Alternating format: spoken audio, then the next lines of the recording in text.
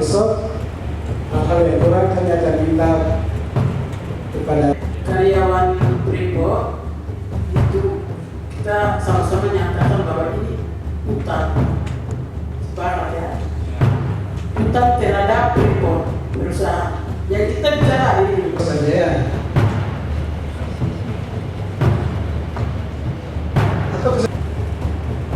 Terus kalau ada masukan berhubungan dengan rekomendasi ini,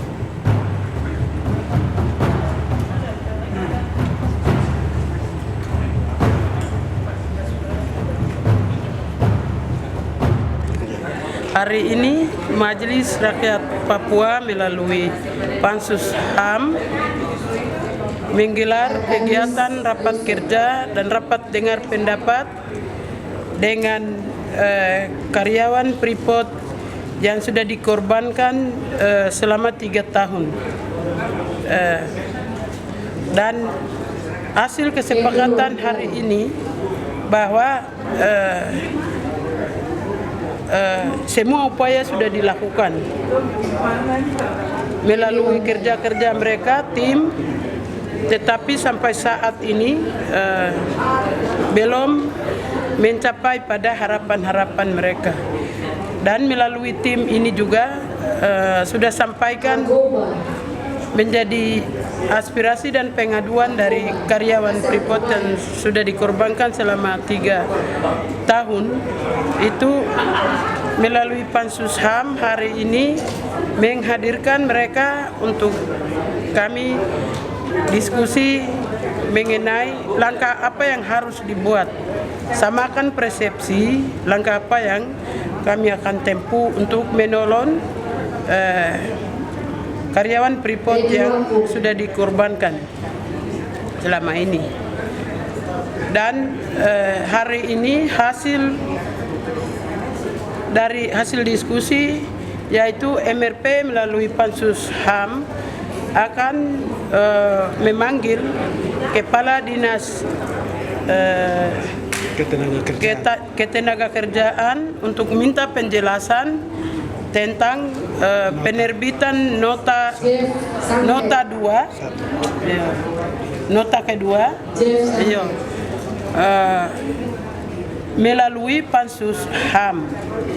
Dan langkah ini kami akan tempuh lebih dulu. Kemudian kami MRP juga hari ini sudah menyepakati bahwa kami MRP siap untuk memfasilitasi beberapa elemen yang bisa menyelesaikan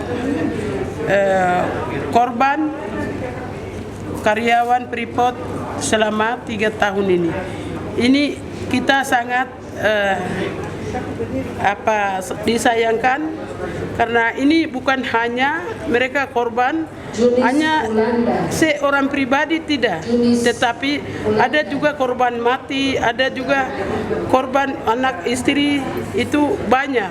Jadi ini kelompok ini semua pihak harus mendukung untuk menolong ini. Dan kami harap supaya melalui pemerintah provinsi dalam hal ini dinas terkait, dinas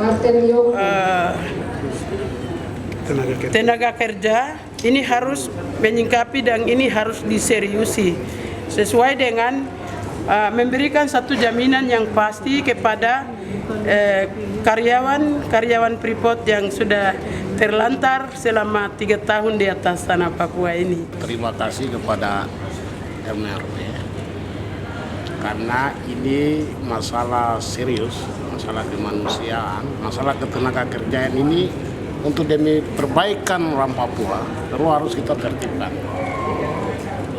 Baik entah yang karyawan yang sedang mogok kerja, Pak Didi Ahmad Abianto menyatakan mengundurkan diri. Kalau memang manajemen PT Freeport dia menyatakan mereka punya mogok kerja itu tidak sah, kami SPSI siap menghadapi. Dia gugat kita ke PAI.